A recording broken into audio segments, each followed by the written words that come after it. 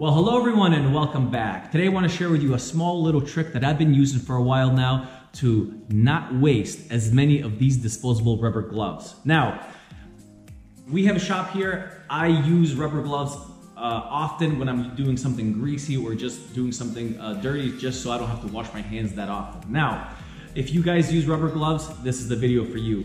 So these gloves are not extremely expensive, okay? You can get a box as cheap as $10. These are, I believe, the Gorilla gloves, which I really like. They're really thin. They're not as durable, but they feel really good on your hands. Now, they're only like $12 for a pack of 50, I believe. Or it could be a pack of 100, I'm not sure. And you probably find yourself doing exactly what I do, is you're working on the car, you're working on something that's, your hands are dirty, and somebody calls you, you have to take off your glove. Well, guess what you do? You usually, if you have to do it really quick, you either rip it off, and here's your glove. Now, if this was a used glove, you can't really reuse it, because by the time you try to, you kind of could, but to not actually get it dirty and get your hand dirty from the stuff that was on the glove, is you just throw it away. It's easier to throw it away. Now, the amount of disruptions we have, usually what we're doing, I find myself taking off gloves like 10 times in one small, let's say, job that I'm doing or something that I'm working on. And I don't like wasting them, so I'm like, there has to be a better way. Now, I see people doing this as well. So, you know, which takes a little longer. Now, if you have a sweaty hand, it's gonna be really hard to do this.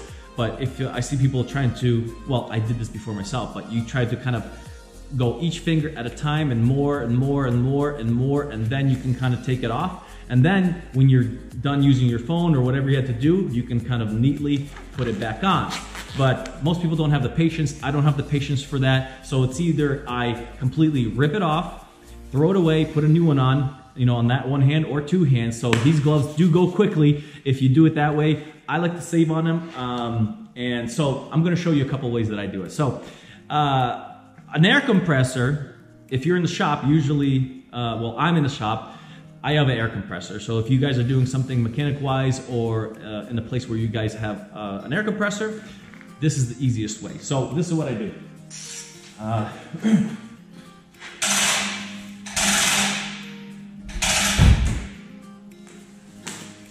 All you do, you can do this in two different ways. You can just blow this off and then catch it, or let it fall on the ground and pick it up.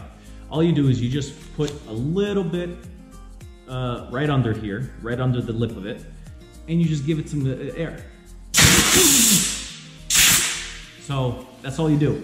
Usually it comes off in one shot. But if you don't want to pick it up the ground, you can literally do it like this. You just have to go a little bit slower.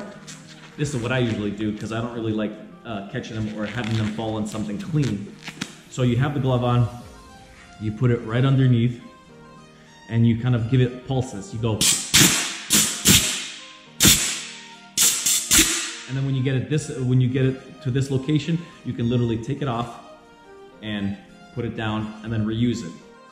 Well, let's just say that you don't have an air compressor near you. You're probably out in the field. You only have one pair of gloves, let's say, and you don't want to rip them by pulling them off by your fingers, because that actually does happen. What's another way to do it? Well, this is what I do. I actually use this a lot.